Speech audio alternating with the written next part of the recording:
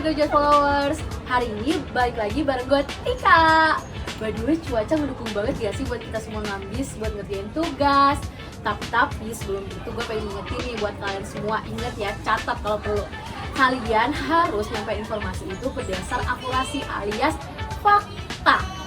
Jadi hari ini aku pengen ngasih ke kalian tips cara ngerjain tugas dengan cepat tanpa mengorbankan kualitas. Karena kualitas itu nomor 1 guys. Nah kuncinya itu cuma ada 2. Yang pertama manajemen waktu, yang kedua kejujuran akademik. Lihatlah Tika, sang panutan digital. Sebuah mahakarya inspirasi yang berjanji tentang integritas dan akurasi. Tentu saja itu hanya di depan kamera.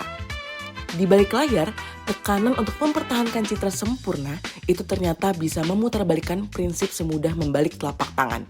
Siapa sangka?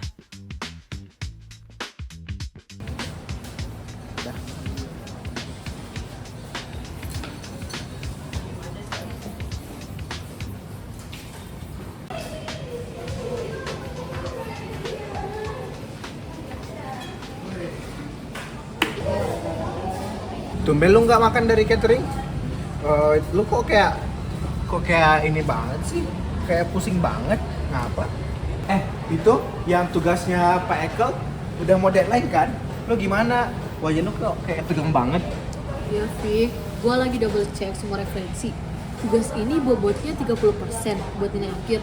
Gue harus dapat A, gue gak boleh gagal. Apalagi gue sering ngomongin pentingnya akurasi informasi di konten gue. Kalau nilai gue jelek, kalau gue dapet D, followers pasti mempertanyakan statement gue. Kalau followers gue nggak nge-follow akun gue, karir gue gimana? Hancur dong. Santai aja. Lo sendiri kan yang bilang integrasi lebih penting daripada nilai. Jangan gara-gara lu pengen nilai sempurna doang, lu jadi sampai melanggar kode etik akademik. Iya sih, tapi image gue gimana, Fik? Gue gimana? Gue harus mempertahankan image gue. Kalau gue itu orang yang bisa handle semua tugas dengan sempurna. Gue harus dapat A, semuanya pokoknya harus sempurna.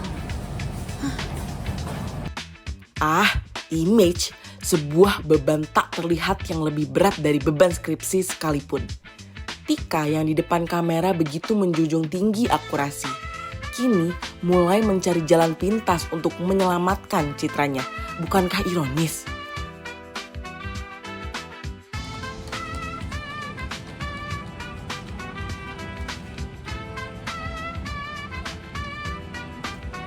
Fik, kita makan siang apa ya? Iya sih, gue udah lapar juga cuy. Kita makan apa ya? Nasi, mie, bakso, Dimsum enak sih, dimsum sama mentai. dimsum di kantin itu ya? Iya. Ih, tapi gue pengen nasi. Tapi kan sebelahnya ada juga nasi. Oh iya, yaudah deh, nanti kita ke situ aja ya. Apa sekarang? Udahlah, jangan dulu tuh aku Oh iya bener juga. Hai, Felis, how are you? I'm good. Kenapa nih? Lo udah selesai tugas Pak Ekel belum? Boleh nggak kalau misalnya gue ngeliat tugas lo, tapi gue cuma nyalin kerangka berpikirnya aja, soalnya gue udah nge-stuck banget, Fel, sumpah. Terus hari ini gue juga udah janji kalau harus gue buat nge-submit hari ini. Sebenarnya gini sih, Ca, gue tuh gak mau banget ya kalau misalkan lo mau ngeliatnya gue, cuman masalahnya lo janji ya jangan nge-copy. Lo cuma ngeliat kerangka berpikir aja kan? Janji? Tapi masalahnya lo nih suka ngebahas-bahas soal etika-etika gitu deh di konten-konten lo. Emang lo yakin lo bakal ngeliat kerangka berpikir aja, nggak nge-copy? Iya, sumpah gue cuma ngambil itu aja, gak yang lain-lain. Yaudah deh. Oke. Nanti balikin ke gue ya. Oke, Udah gue balik ya. Makasih, Fel. Dadah. Dadah. Bye-bye. Akhirnya dapet. Dan ini. Jangan di kopi semua. Kan lu janjinya ngopi kerangka doang. Masa kok di kopi semua mah itu udah melanggar etika aja. Gue cuma ngambil beberapa paragraf doang. Gue paragrafnya nggak sempet. Waktu gue tuh udah nggak ada, kualitas gue yang sampaikan harus perfect. Dan ini satu-satunya cara, Fik. Udah ya, gue harus submit nih. Udah ya. Tentu saja, perfect. Dalam kamus Tika, sempurna rupanya memiliki definisi yang cukup fleksibel, melanggar kode etik demi mencapai kualitas pesan yang sempurna di mata dosen. Sungguh sebuah masterpiece kemunafikan. Gila, Tika sama Felis udah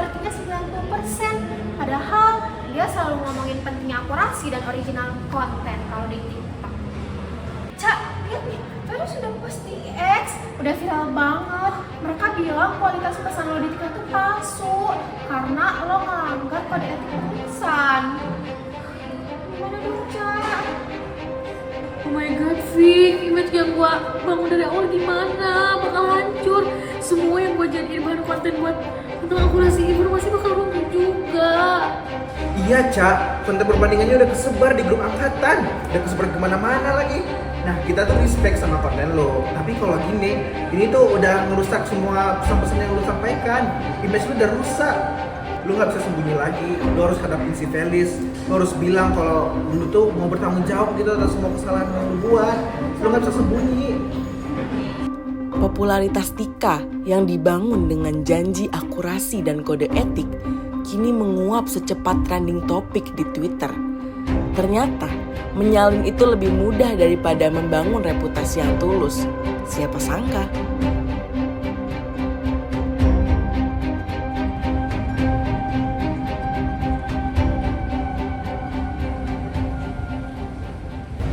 Fels, ya, gue bener-bener minta maaf ya soal kemarin. Gue salah banget, gue tahu harusnya gue sebagai content creator harusnya mendukung akurasi dan juga kualitas pesan yang gue sampein. Gue tahu sih perbuatan gue tuh salah banget dan gak bisa dimaafin. Sebenarnya kalau misalnya dari pribadi gue sendiri sih, gue bakal maafin lo sih, Cak. Cuman kecewa kan pasti ada ya. Tapi ya udah, itu buat pembelajaran dari lo aja. Ya buat kedepannya lo lebih hati-hati aja sih kalau misalnya buat ngelakuin hal yang kayak lo lakuin kemarin. Ya Fels, gue udah siap kok ngejalanin semua sanksi yang udah diberikan oleh kampus. Soal tugas kemarin juga gue bakal bikin yang baru. Harusnya gue belajar sih dari permasalahan yang udah gue lakukan selama ini.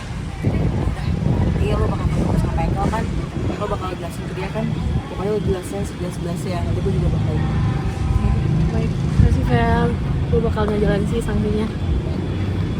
Well, akhirnya kejujuran pun datang. Sayangnya, ia datang setelah sebuah skandal besar. Terkadang, kita butuh tamparan keras dari realita untuk menyadari bahwa integritas itu tidak bisa ditawar. Apalagi demi nilai yang sempurna palsu.